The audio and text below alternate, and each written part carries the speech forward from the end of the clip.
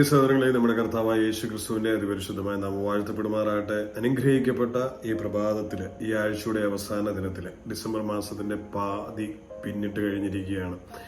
പുതിയ വർഷത്തിലേക്ക് കടക്കാൻ ഇനിയും കേവലം കുറച്ച് ദിനങ്ങൾ മാത്രമേ നമ്മുടെ മുൻപിലുള്ളൂ. സ്തോത്രം. ഈ മാസത്തിന്റെ പ്രാരംഭത്തിൽ നമ്മൾ പറഞ്ഞ വാഗ്ദത്തം പോലെ, ഞാൻ സിയോനിൽ അതിശ്രേഷ്ഠവും മാന്യവുമായ ഒരു മൂലക്കല്ലിട്ടിരിക്കുന്നു, അതിൽ വിശ്വസിക്കുന്ന ഒരുവനും ലജ്ജിച്ചു പോകുകയില്ല. ക്രിസ്തുവാകുന്ന ആ മൂലക്കല്ല്, അതിൽ വിശ്വസിക്കുന്ന ഒരുവനും ലജ്ജിച്ചു പോകുകയില്ല.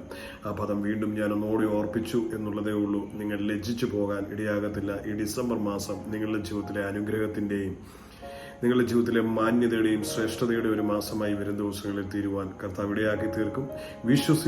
വിശ്വസിക്കുന്നവരിൽ ആ ദൈവത്തിന്റെ ശക്തി കാണുവാൻ നിങ്ങൾ ഇടയാക്കും. കർത്താവ് അനുഗ്രഹിക്കട്ടെ. ആമേൻ. ഇന്നത്തെ പ്രഭാതത്തിലെ ചിന്തയ്ക്കായി ഞാൻ എടുത്തത് അപ്പോസ്തല പ്രവൃത്തികൾ 17-ാം അധ്യായത്തിന്റെ 27-28 വാക്യങ്ങളാണ്. അപ്പോസ്തല പ്രവൃത്തികൾ 17-ാം അധ്യായം അതിന്റെ 27-28 വാക്യങ്ങൾ ഇപ്രകാരമാണ് അത് പറയുന്നത്. അവർ ദൈവത്തെ തപ്പി നോക്കി കണ്ടെത്തുമോ? ഏത് മനുഷ്യരുടെ കാര്യം പറയണം. ദൈവം നിർമ്മിച്ച മനുഷ്യൻ ദൈവത്തെ തപ്പി നോക്കുകയാണ്. സ്തോത്രം. അവനെ അന്വേഷിക്കേണ്ടതിന് തന്നെ അവൻ നമ്മിൽ ആർക്കും അകന്നിരിക്കുന്നില്ലതാണ്.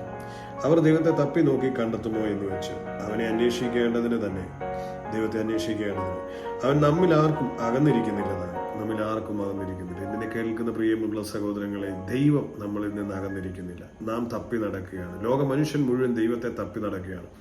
നിർമ്മിച്ച ദൈവത്തെ അന്വേഷിച്ച് മനുഷ്യൻ ഓടി നടക്കുകയാണ്. ആ ദൈവത്തിന് വേണ്ടി മനുഷ്യൻ പലവിധമായ പ്രായശ്ചിത്ത കർമ്മങ്ങൾ ചെയ്യുകയാണ്, ആ ദൈവത്തെ പ്രസാദിപ്പിക്കുകയാണ്. അതിന് മേളിലോട്ടുള്ള വാക്യത്തിൽ 25-ാമത്തെ വാക്യത്തിൽ പറയണം, താൻ എല്ലാവർക്കും ജീവനും ശ്വാസവും സകലവും കൊടുക്കുന്നവനാകിയാൽ വല്ലതിനും മുട്ടുള്ളവൻ എന്ന പോലെ മനുഷ്യ കൈകളാൽ ശുശ്രൂഷ ആവശ്യപ്പെടുന്നില്ല. എല്ലാവർക്കും ജീവനും ശ്വാസവും നൽകുന്ന ദൈവം മനുഷ്യ കൈകളാൽ ശുശ്രൂഷ ആഗ്രഹിക്കുന്നില്ല. സ്വതന്ത്രം. നമ്മുടെ വിചാരം ഒരു രൂപം ഉണ്ടാക്കി ആ രൂപത്തെ പരിപോഷിപ്പിച്ച് ആ രൂപത്തിന് എന്തെങ്കിലുമൊക്കെ കൈക്രിയ ചെയ്തു, സ്തോത്രം, എന്തെങ്കിലുമൊക്കെ തളിച്ചും കൊടുത്തും കുടിപ്പിച്ചും ഒക്കെ. ദൈവം അങ്ങനെയല്ല. ദൈവത്തിന് അത് ആവശ്യമില്ല. ദൈവം മനുഷ്യന്റെ കൈവേലകളിൽ സന്തോഷിക്കുന്നവനല്ല. സ്തോത്രം. മനുഷ്യന്റെ കൈവേലകളുമല്ല ദൈവം. സ്തോത്രം. കൈവേലകളാൽ ഉണ്ടാക്കുന്നതുമല്ല ദൈവം. ഭൂതലത്തിലെങ്ങും കുടിയിരിപ്പാൻ അവൻ ഒരുത്തനിൽ നിന്ന് മനുഷ്യജാതിയെ ഒക്കെയും ഉളവാക്കി. ആദമിൽ നിന്ന് ഉളവാക്കിയ കാര്യമേ, ഒരുത്തനിൽ നിന്ന് മനുഷ്യജാതിയെ മുഴുവൻ ഉളവാക്കി. ദൈവം ഭൂതലത്തിലെങ്ങും കുടിയിരിപ്പാൻ. അങ്ങനെ നിർമ്മിച്ച മനുഷ്യനെ പറ്റിയാണ് പറയുന്നത്, അവൻ ദൈവത്തെ തപ്പി നോക്കുകയാണെന്ന്. അങ്ങനെ തപ്പി നോക്കുന്നതിനെ പറ്റി പറയുമ്പോൾ പറയാണ്, തപ്പി നോക്കി കണ്ടെത്തുമോ എന്ന് വെച്ച് അവനെ അന്വേഷിക്കേണ്ടതിന് തന്നെ അവൻ നമ്മിൽ ആർക്കും അകന്നിരിക്കുന്നില്ല എന്നുള്ള വിവരം നാം അറിയാതെ പോകുന്നു. അവനിലല്ലോ നാം ജീവിക്കുകയും ചരിക്കുകയും ഇരിക്കുകയും ചെയ്യുന്നത്. അങ്ങനെ നിങ്ങളുടെ കവിവരന്മാരിലും ചിലർ നാം അവന്റെ സന്താനമല്ലോ എന്ന് പറഞ്ഞിരിക്കുന്നു. അപ്പം സ്തോത്രം, നമ്മളോടൊപ്പം അകന്നിരിക്കുന്നവനല്ല, നമ്മളോടൊപ്പം ഇരിക്കുന്നവൻ. അവനെപ്പറ്റി പറയാം, അവനിലല്ലോ നാം ജീവിക്കുകയും ചരിക്കുകയും ഇരിക്കുകയും ചെയ്യുന്നത്. ഈ ദൈവത്തിലാണ് നാം ജീവിച്ചിരിക്കുന്നത്, ദൈവത്തോടൊപ്പമാണായിരിക്കും. ദൈവം നമ്മോട് കൂടെയുണ്ട്. സകലരുടെയും അരികിൽ ദൈവമുണ്ട്. പക്ഷെ ദൈവത്തെ മനുഷ്യൻ തപ്പുകയാണ്. തിരിച്ചറിഞ്ഞാൽ, സ്തോത്രം, അവൻ ഭാഗ്യവാനായി തീരും, അവൻ അനുഗ്രഹീതനായി തീരും. ദൈവത്തെ തിരിച്ചറിയുവാൻ കഴിഞ്ഞ പ്രിയമുള്ളവരെ ഓർത്ത് ഞാൻ ദൈവത്തിന് സ്തോത്രം ചെയ്യുകയാണ്. ദൈവം മനുഷ്യനെ നിർമ്മിച്ച ദൈവം, മനുഷ്യൻ ദൈവത്തിന്റെ മക്കളാകുന്നു എന്ന് ഇവിടെ പറയുകയാണ്. നാം ദൈവത്തിന്റെ സന്താനം എന്ന് വരികയാൽ ദൈവം മനുഷ്യനെ ശില്പവിദ്യയും സങ്കല്പവും കൊണ്ട് കൊത്തിത്തീർക്കുന്ന പൊൻവെള്ളി, കല്ല് എന്നിവയോട് സാദൃശ്യമെന്ന രൂപമാക്കേണ്ടതില്ല. ദൈവത്തെ എല്ലാവരും രൂപത്തിലുണ്ടാക്കി വെച്ചിട്ടില്ലേ? ഫോട്ടോയിലും രൂപത്തിലും ഒക്കെ ആക്കി വെച്ചിരിക്കുക അല്ലേ? സ്തോത്രം. നാം അവന്റെ മക്കളാണ്. സ്തോത്രം. പറയാ, ദൈവം മനുഷ്യന്റെ ശില്പവിദ്യയും സാങ്കല്പികവും കൊണ്ട് കൊത്തിത്തീർക്കുന്ന പൊൻവെള്ളി, കല്ല് എന്നിവയോ സദൃശ്യം എന്ന് നിരൂപിക്കണം. എന്നാൽ അറിയായ്മയുടെ കാലങ്ങളെ ദൈവം അലക്ഷ്യമാക്കാതെ ഇപ്പോൾ എല്ലായിടത്തും എല്ലാവരും മാനസാന്തരപ്പെടാൻ മനുഷ്യരോട് കൽപ്പിക്കുന്നു. സ്തോത്രം. അപ്പൊ ആ അറിയായ്മയുടെ കാലത്തിൽ നാം എല്ലാം തപ്പി കിടന്നു. ഇന്നും നമ്മളെല്ലാം ഓരോ രൂപങ്ങൾ എടുത്ത് നടക്കുന്നതും ഓരോ രൂപങ്ങളുടെ പിന്നാലെ പോകുന്നതും ഓരോ ശക്തികളിൽ ആശ്രയിച്ചതും എല്ലാം ദൈവത്തെ പറ്റിയുള്ള മൂഢമായ ധാരണ കൊണ്ടാണ്, ദൈവത്തെ അറിയാഞ്ഞതുകൊണ്ടാണ്. എന്നാൽ ദൈവം വേഷത്തിൽ മനുഷ്യനായി, ദൈവം നിർമ്മിച്ചതാണല്ലോ മനുഷ്യനെ. ആ മനുഷ്യനെ പോലെ തന്നെ വേഷത്തിൽ മനുഷ്യനായി ദൈവം ഭൂമിയിലേക്ക് വന്നു. അതാണ് നമ്മുടെ കർത്താവായ യേശു ക്രിസ്തു, തന്റെ ഏകജാതനായ പുത്രൻ. ദൈവത്തിന്റെ ഏകജാതനായ പുത്രൻ വേഷത്തിൽ മനുഷ്യനായി ഈ ഭൂമിയിലേക്ക് വന്നു. എന്തിനാ? മാനവരാശിക്ക് താൻ സമീപനെന്ന് തിരിച്ചറിയുവാൻ വേണ്ടി, ദൈവത്തെ അന്വേഷിക്കുന്ന തപ്പി നടക്കുന്ന ജനത്തിന് വെളിപ്പെടുവാൻ വേണ്ടി ദൈവം പുത്രനെ ഈ ഭൂമിയിലേക്ക് അയച്ചു. ആ പുത്രനിലൂടെ പിതാവായ ദൈവത്തെ കണ്ടെത്തുവാൻ സാധിച്ചെന്നെ കേൾക്കുന്ന എല്ലാ പ്രിയപ്പെട്ടവരും ഭാഗ്യമുള്ളവരാണ്. അതുകൊണ്ട് ദൈവം അകലെയല്ല, ദൈവം അരികിലാണ് എന്ന് ദൈവം ഉറപ്പുവരുത്തുകയാണ്. വേഷത്തിൽ മനുഷ്യനായി അവൻ നമ്മോട് ചേർന്നു. ആ വേഷത്തിൽ മനുഷ്യത്വം സ്വീകരിച്ചത് തന്നെ മനുഷ്യ നിന്നോട് കൂടെ ഞാൻ ഉണ്ട് എന്ന് വരുത്തുവാൻ വേണ്ടിയാണ്. വേഷത്തിൽ മനുഷ്യനായി തീർന്നത് വേറൊരു രൂപത്തിലായിരുന്നു ദൈവം ഈ ഭൂമിയിലേക്ക് അവതരിച്ചിരുന്നെങ്കിൽ നമ്മൾ ആ രൂപത്തെ അന്വേഷിക്കണമായിരുന്നു, അല്ലെങ്കിൽ ആ രൂപത്തിൽ ആശ്രയിക്കണമായിരുന്നു, ആ രൂപത്തിൽ വണങ്ങലായിരുന്നു. വേഷത്തിൽ മനുഷ്യനായി വന്നത് അവൻ നമ്മോടൊപ്പം ഉണ്ട്, അവൻ വേഷത്തിൽ മനുഷ്യനായി തീർന്നത് നമ്മെ പോലെയാണ് എന്ന് വരുത്തി തീർക്കുവാൻ വേണ്ടി, നമുക്ക് അവന് തുല്യമായി തീരുവാൻ സാധ്യമാകുമെന്ന് വരുത്തി തീർക്കുവാൻ വേണ്ടി, അവൻ നമുക്ക് അപ്രാപ്യനല്ല എന്ന് വരുത്തി തീർക്കുവാൻ വേണ്ടി അവൻ നമ്മോട് സദൃശ്യനായി തീരുകയായിരുന്നു സ്വതം. അങ്ങനെ സദൃശ്യനായി തീർന്ന, മനുഷ്യനായി തീർന്ന ആ ദൈവ സ്വാമീപ്യം എൻ്റെ നിങ്ങളുടെയും കൂടെ പിരിയാതെ എല്ലാ കാലമുണ്ട്, നമ്മുടെ അരികെയുണ്ട് സ്വതം. അങ്ങനെ ഉണ്ടെങ്കിൽ ഇന്ന് ഈ പ്രഭാതത്തിലും ആ നാം തപ്പി നടക്കുന്ന ദൈവം നമ്മുടെ അരികിലുണ്ട്. അവനിലാണ് നമ്മൾ ഇരിക്കുകയും എഴുന്നേക്കുകയും ചരിക്കുകയും എല്ലാം ചെയ്യുന്നതെന്ന് തിരിച്ചറിഞ്ഞാൽ നമ്മുടെ ജീവിതം ധന്യമായി തീരുവാനിടയായി തീരും. ഈ പ്രഭാതത്തിൽ എന്നെ കണ്ടുകൊണ്ടിരിക്കുന്ന പ്രിയമുള്ളവരെ, ദൈവം നമുക്ക് സമീപസ്ഥനാണ്.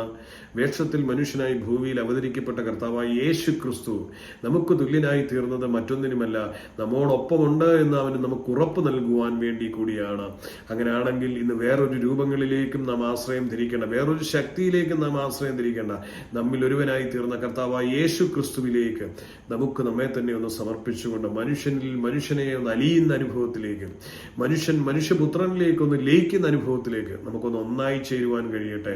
അങ്ങനെ വേഷത്തിൽ മനുഷ്യനായ ക്രിസ്തുവോട് ചേർന്ന് ദൈവത്തെ മഹത്വപ്പെടുത്തി നിത്യതയുടെ അവകാശത്തിലേക്ക് എത്തിപ്പെടുവാൻ ദൈവം നമ്മളെ സഹായിക്കട്ടെ. തപ്പി നടക്കുന്നത് മതിയാക്കാം. അന്വേഷണങ്ങൾക്ക് വിരാമമായി ദൈവം വേഷത്തിൽ മനുഷ്യനായി നമുക്ക് വെളിപ്പെട്ടു കഴിഞ്ഞു. കർത്താവായ യേശു ക്രിസ്തു അവനോട് സദൃശനായി തീരുവാൻ, അവനോട് ചേരുവാൻ ഇന്ന് ഹൃദയപൂർവ്വം അവനെ ഉള്ളങ്ങളിലേക്ക് ക്ഷണിച്ച് അവനോട് ഒന്നായി ചേരുവാൻ ആദ്യമായി കാണുന്ന പ്രിയപ്പെട്ടവർക്ക് സാധിക്കട്ടെ എന്നും, ഇന്ന് അവനെ സ്വീകരിച്ചവർക്ക് അവനോ പോലെയായി തീരുവാൻ സാധിക്കട്ടെ എന്നും ഹൃദയംഗമായി ആശംസിക്കുകയാണ്. കർത്താവിനെ സ്വീകരിച്ചവർ കർത്താവിനെ പോലെയായി തീരണമെന്ന കർത്താവ് ആഗ്രഹിക്കുന്നത്.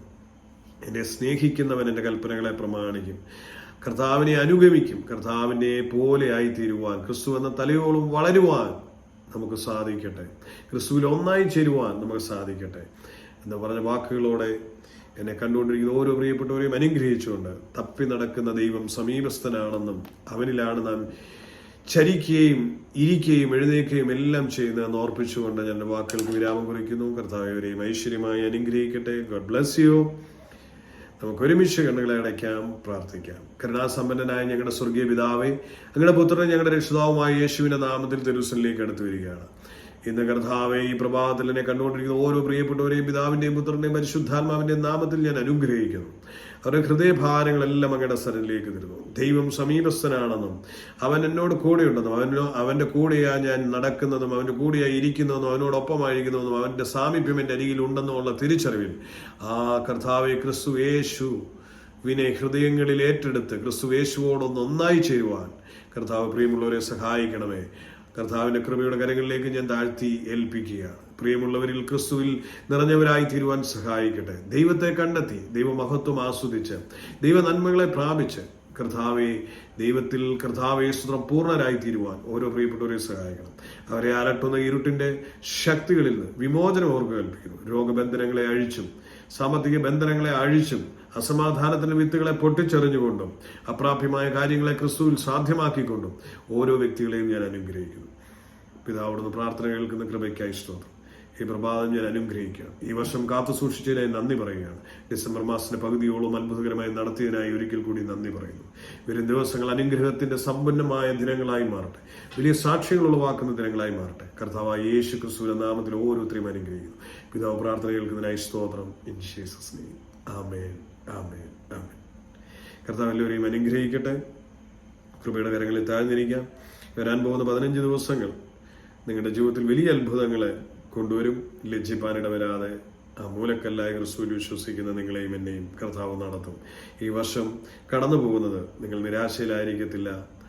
നിങ്ങൾ ദൈവത്തിന്റെ വാഗ്ദത്തങ്ങളെ പ്രാപിച്ചവരായിട്ടായിരിക്കും. ധൈര്യത്തോടെ ആയിരിക്കാം. God bless you.